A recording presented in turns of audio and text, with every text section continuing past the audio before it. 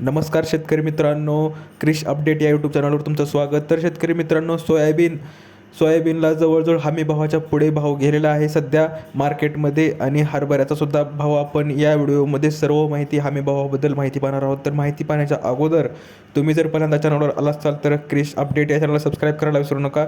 तर शेतकरी मित्रांनो, सांगू इच्छितो की मागील आठवड्यात जे होळी धुलिवंदन सणामुळे बाजार समितीतील जे व्यवहार बंद होते, त्यामुळे सोमवारी लातूरच्या बाजार समितीत शेतमालाची किरकोळ आवक झालेली आहे. आणि शेतकऱ्यांकडे नसलेल्या सोयाबीन आणि तुरीचे दर हमी भावापेक्षा अधिक झालेले आहेत. तर सध्या बाजारात आवक सुरू झालेल्या हरभऱ्याला मात्र हमी भावापेक्षा कमी दर आहे.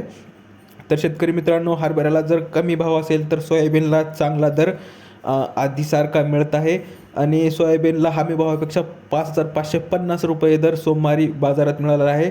आणि क्विंटल सोयाबीनची आवक सोमवारी झाली 8,396. तर सोयाबीनला कमाल दर जो 5,656 रुपये दर मिळाला, तर सर्वसाधारण दर 5,550 रुपये राहिला. तर शेतकरी मित्रांनो, ॲव्हरेज जर पाहायला झालं तर 5,500 सध्या दर आहे सोयाबीनला. आणि सोयाबीनचा हा दर हमी भावापेक्षा 250 ते 350 रुपयांनी अधिक आहे. आणि तुरीची जे आवक आहे ते 3,000 क्विंटल आहे जवळपास. आणि कमाल दर जो आहे तो 8,000 रुपये नोंदवला गेलेला आहे.